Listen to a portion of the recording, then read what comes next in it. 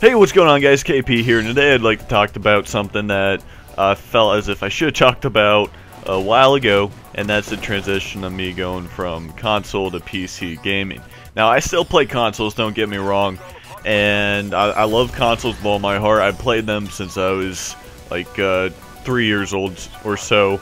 I probably got my Xbox One, and not my Xbox One, what am I saying? Xbox Original in 2001.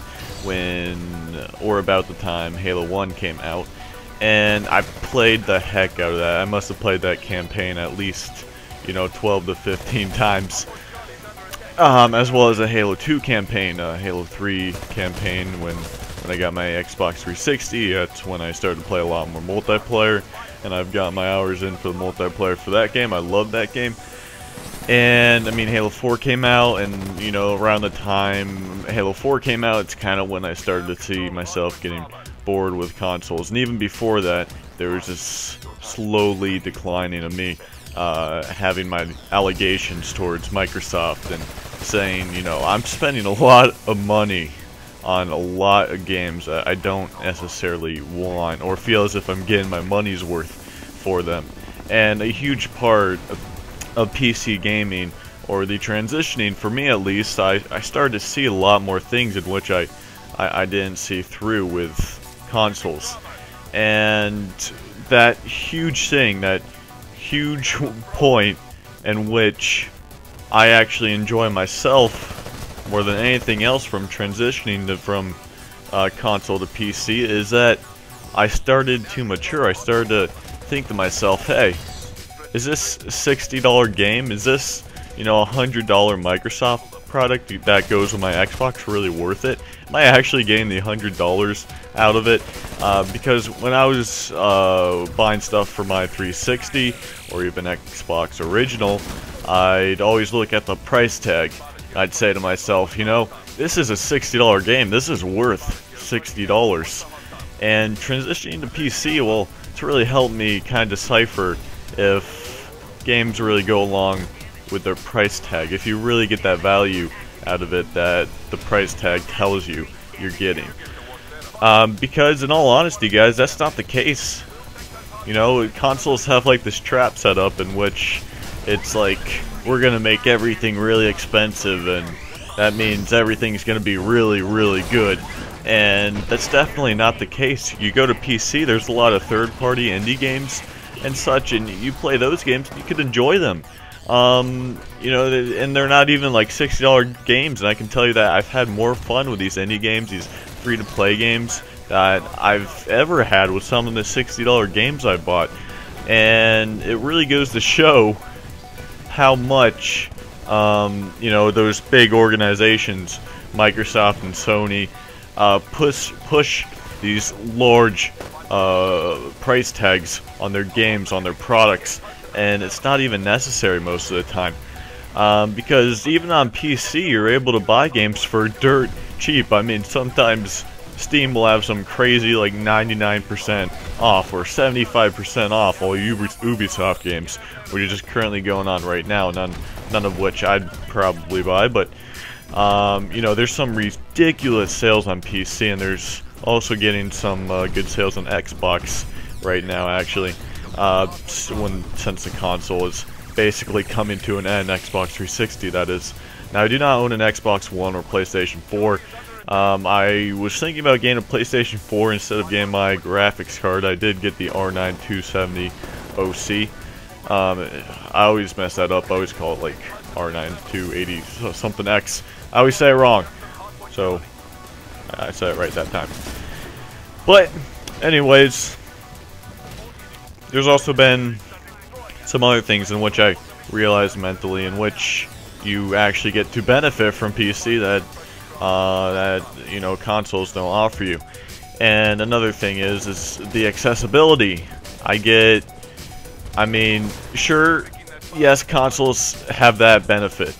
Consoles are more accessible, they're easy to use. Sit down on a couch, have your friends over, get a bunch of controllers together with a bunch of people, and you can play whatever game you want. And there's also a bunch of little games that go along with it, like that CNET game and a lot of little stuff like that that can be fun, or even Buzz for PlayStation. I remember when that was popular, you know, how many years ago. And on PC, no, it's a lot more difficult to do 4-player things, to get a group of people together and actually have a good time playing a game on PC. But for personal use, for one-person use, and for online use to play with mass amount of people, and just anything overall, considering that it is a computer, it's less restricted, and everything else. There are so many more benefits on PC than a console could ever have, unless a console were to eventually be a PC, in which we see it's going that direction. Consoles are actually getting a lot more features, which PC has. It's actually moved on. The PlayStation 4 and Xbox One, they both have an x86 architecture, just like most computers do. And if your computer doesn't have an x86 architecture, that'd be very unusual. And I think that's about it, guys. Moving from console to PC has really changed my mind and mentality, and a lot of my opinions I previously had about consoles. And it truly does move you away from this big organization like, buy this and you get this much satisfaction out of it. You no longer feel that. You no longer feel the need to buy something $100 to get your money's worth. You suddenly feel as if buying cheap things is alright, and you can enjoy them. And another sad thing, or one sad thing that I found out myself when transitioning, is that I started to lose some enjoyment in games. And not in a bad way, but because games can be pretty dirt cheap.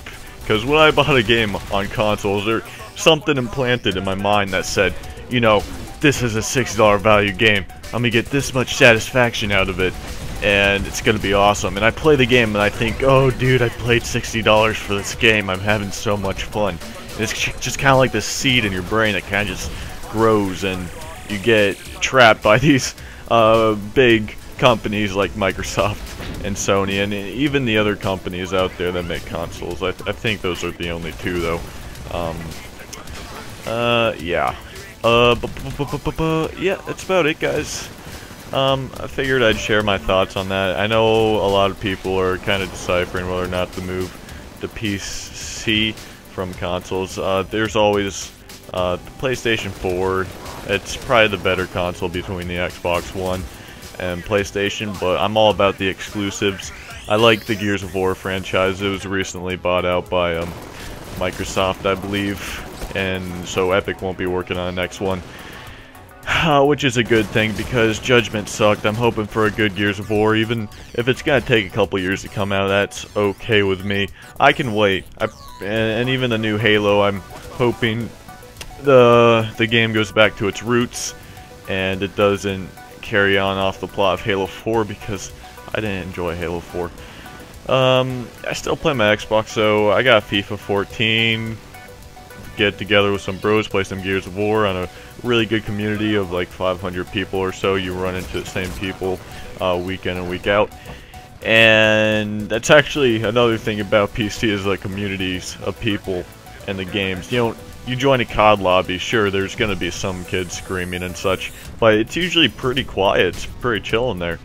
And even in other games like Arma, sure, yeah, you can run into a 12, 10-year-old, but a lot of times they fucking know much more than what you do.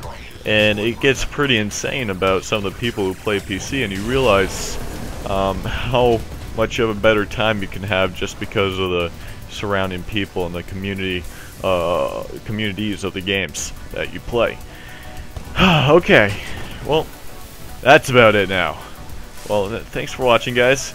KP here. Hope you enjoyed that video, my impressions, my thoughts, and if you're deciphering whether or not to go from console to PC, hopefully this will help you out.